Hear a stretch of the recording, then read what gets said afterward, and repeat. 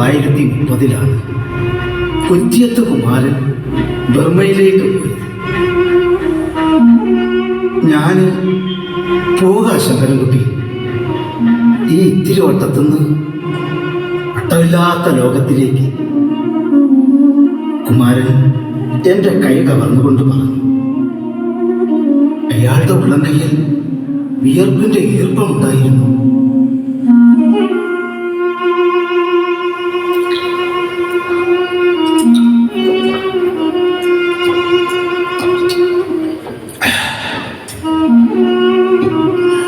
കർക്കിടകത്തിലും കുമാരന് വിയർത്തിരുന്നു. ഉള്ളിലെ പിരിമുറുക്കം കൊണ്ടായിരിക്കുന്നത്.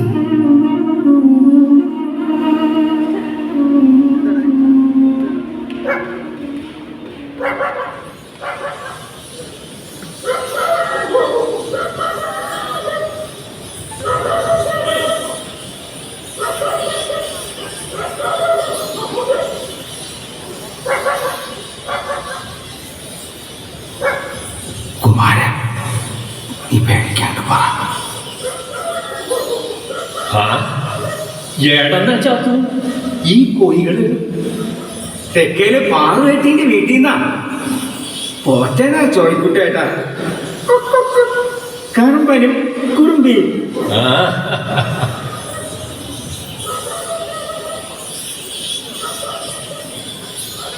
അച്ഛാ, എനിക്ക് ഒരു കാര്യം പറയാനുണ്ടായിരുന്നു. എന്താണ് കാര്യം എന്റെ മോൻ എന്നോട് പറയാനുള്ളത്?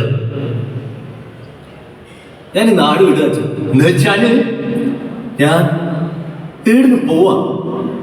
എവിടേക്ക്?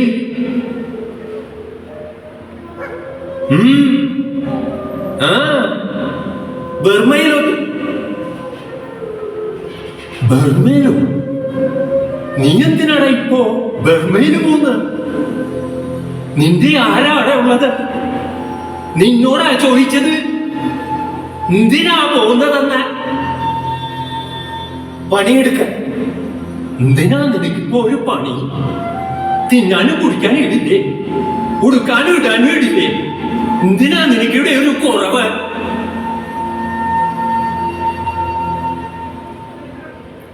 നീ എന്തിനാ മോനെ ഈ നാട് വിട്ടു പോണത്? അച്ഛാ, നമുക്കും ജീവിക്കണ്ടേ?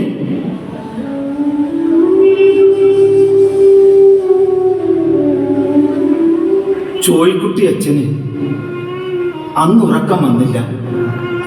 എത്ര ആലോചിച്ചിട്ടും ആ അച്ഛന് മനസ്സിലായില്ല എന്തിനാണ് കുമാരൻ യാത്രയ്ക്ക് ഒരുപ്പെടുന്നതെന്ന്.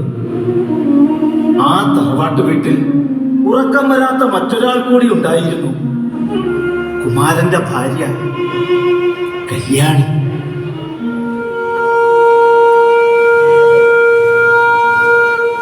എന്താ കല്യാണി, നിനക്ക് ഉറക്കം വരുന്നില്ലേ? ഇങ്ങനെ വരാനാ?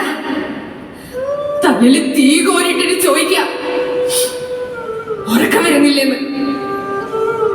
നെഞ്ചില് കല്ല. ഇപ്പൊ ഞാനത് മനസ്സിലാക്കിയത്. കല്യാണി,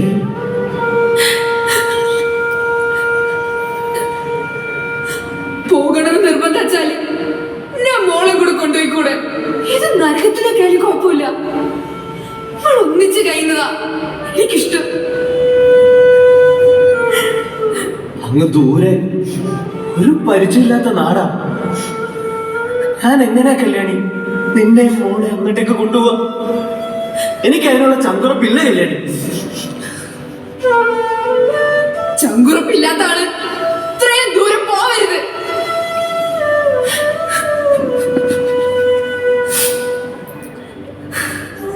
നമുക്ക് വേണ്ടിയല്ലേ, നമ്മളെ മോക്ക് വേണ്ടി.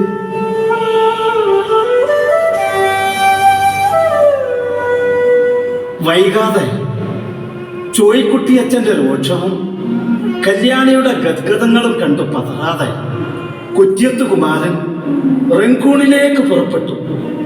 ബർമ്മയിൽ ബ്രിട്ടീഷ് കമ്പനി റെയിൽപാത നിർമ്മിക്കുവാൻ തുടങ്ങിയിരുന്നു. അവിടേക്ക് പണിയെടുക്കുവാനാണ് കുമാരൻ പോകുന്നത് 10ാം ക്ലാസ് പാസ്സായതുകൊണ്ട് നല്ല ശമ്പളമുള്ള ക്ലാർക്കിന്റെ പണി തന്നെ കിട്ടുമെന്നാണ് അയാളുടെ പ്രതീക്ഷ. അങ്ങ് കോഴിക്കോട്ട് അങ്ങാടിയിൽ നിന്ന് മേടിച്ച ഇരുമ്പ് പെട്ടിയിൽ തേച്ചു മടക്കിയ മുണ്ടും ഷർട്ടും തോർത്തും വെച്ചു. കല്യാണി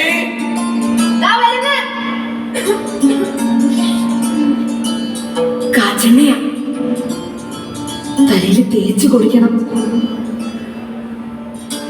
ഇരങ്ങലി അവലും കടുമാങ്ങാച്ചാറും ഒക്കെ ഇതിലുണ്ട്. ഒപ്പം പപ്പടവും ഉപ്പിലിട്ട നെല്ലിക്കയും. നെല്ലിക്ക